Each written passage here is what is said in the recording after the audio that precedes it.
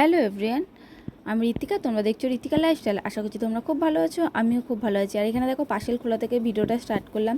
আর এই চাদরটা জানো তো মিশো থেকে অর্ডার করেছিলাম। এত সুন্দর চাদরটা যে কি বলবো, ফোনে যা লাগছিলো তার থেকে অনেক সুন্দর দেখতে চাদরটা। ফোনে একটু হলুদ হলুদ টাইপের লাগছিলো, কিন্তু এখানে এত সুন্দর যে চাদরটা এসেছে যে কি বলবো। কিন্তু হচ্ছে কপাল খারাপ বলে যা হয় জানো তো, আমার খাটে কোনো মতে চাদরটা হচ্ছে না, নালে আমার রিটার্ন করার কোনো ইচ্ছা ছিল না।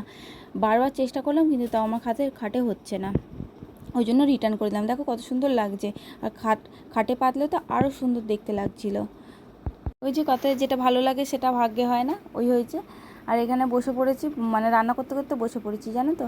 আর এখানে দেখো আমি আজ মাংস করেছিলাম আর শাক করেছিলাম, এই ছিল আজ দুপুরের রান্না। আর যেহেতু আজ রোববার মানে সবার বাড়িতে মোটামুটি মাংস হয়।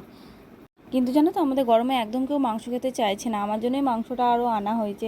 যে আমি অনেক দিন ধরে বলছি একটু মাংস খাবো, তাই আমার জন্যই মাংসটা আনা হয়েছে, নাহলে কিন্তু মাংসটা হতো না। Hello everyone, good evening. এখন বইতে বাজে হচ্ছে পুরোপুরি 6টা। আর এই দেখো আমি স্নান করে চলে এসেছি, প্রচণ্ড গরম। তোমাদের আগেও বলেছি দিনের বেলা যেহেতু আমি শ্যাম্পু করতে পারি না, ওই জন্য বিকালবেলা দিকটাই শ্যাম্পু করি, কাচাকুচি সমস্ত কাজ সেরে এই বসলাম। এবার যাবো হচ্ছে চা খেতে। তার আগে আমার একটু মনটা খারাপ, আজ একটু ঘুরতে যাওয়ার কথা ছিল। আমার আর রূপার ঠাকুরে আমাদের এখানে কালী পুজো হয়, এখানে একটু যাওয়ার কথা ছিল, যাটা হবে না, ক্যান্সেল করে দিল। এইমাত্র ফোন করে জানালো, ওই জন্য ভালো লাগছে না। নাহলে আমার বাড়ি যাওয়ার কথা ছিল, কিন্তু থাক, আজকে আর বাড়ি যাবো না, কালকে বাড়ি যাবো। সকাল সকাল বান্টি বলেছে দিয়ে আসবে, আবার রাত্রিবেলা নিয়ে আসবে, নাহলে না ওই বাড়িতেও যাওয়া ঠিকঠাক করে হচ্ছে না। আর এই বান্টি এখন যাচ্ছে হচ্ছে স্নান করতে, স্নান করে এলে তারপর যাবো হচ্ছে চা করতে। একটু চা খাই, মাথাটাও ধরে আছে, ভাল লাগছে না। চাটা খেয়ে তারপর দেখা যাক কী করা যায় সারা সন্ধ্যেটা।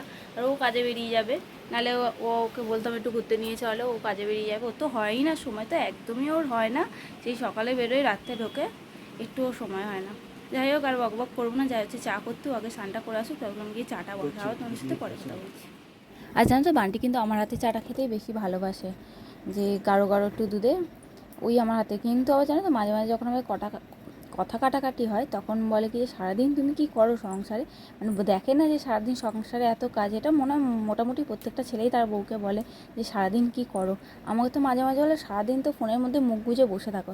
কি করব, ঘরে কেউ নেই, একা একা আর কী করা যায়। মানুষ রান্নাবান্না সেরে আমার কোনো কাজ থাকে না ঘরে, ঘর গোছানো, এই কী করবো সারাদিন, ওই জন্য ফোনটাকে নিয়েই পড়ে থাকি।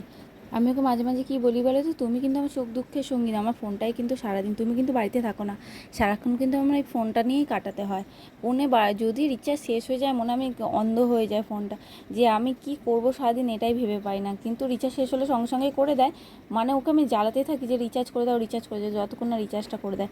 রিচার্জ ছাড়া তো মানে আমি অন্ধ হয়ে যাবো, যে সারাক্ষণ এই ফোনটা নিয়ে আমার সময়টা কাটে। ওই জন্য আর অনেকদিন পর দুজনে মিলে একসাথে বসে চা খেয়ে নিচ্ছি, কেন সচরাচর আমাদের একসাথে বসে চা খাওয়া হয় না। ও সকালবেলা চলে যায়, ওকে চাটা করে দিলাম, ও খেয়ে চলে গেল, আমি পরে বসে খাই। আর অনেকদিন পর দুজনে একসাথে বসে চা খাচ্ছি। আর ওইখানে দেখো রেডি হয়ে গেছে কাজে বেরোবে বলে, ওই জন্য বললাম চাটা খেয়ে নাও তারপর বেরোবে। আমাকে আবার পরে কী হলো তো, ফুচকাটা এনে দিয়ে বেরিয়েছে, যে ফুচকাটা খেয়ে নিলাম আমি আর রূপা এসেছিলো কী খাবে আমাকে জিজ্ঞেস করো, বললো ফুচকা খাবে। বললাম তাহলে তুমি একটু ফুচকা নিয়ে এসো, ফুচকা নিয়ে এলো, ওটাই তো বসে বসে খেলাম ফুচকাটা। আর এখানে ফুচকাটা করে আগে মামুনিকে দিয়ে দিলাম, মামুনি যেহেতু বললো টক ঝাল খাবো না, ওই জন্য মামুনিকে আগে দুটো বানিয়ে দিয়ে দিলাম, যে তুমি খাও তারপর আমরা খাবো। এখানে রূপা দেখো স্টার্ট করে দিয়েছে ফুচকা খাওয়া, ওরই আজ জানো তো বেশি ফুচকা খেতে ইচ্ছা হয়েছে, আমারও তো আজ ফুচকা খাওয়ার ইচ্ছা হয়নি। আর জানো তো রূপাকে বারবার বলেছি আর দুজনে মিলে চ্যালেঞ্জ ভিডিও করি, ও কিছুতেই করতে চায় না, বলে আমি হেরে যাবো, আমি তো খেতেই পারবো না ক্যামেরার সামনে। ওই হিসাবে আর করাও হয় না, বলি চ করবো, কিন্তু কিছুতেই করতে চায় না। চলো বন্ধুরা, ভিডিওটা যে এখানে শেষ করলাম, সবাই ভালো থেকো, সুস্থ থেকো, টাটা। নতুন কোনো ব্লগে আবার ফিরে আসবো।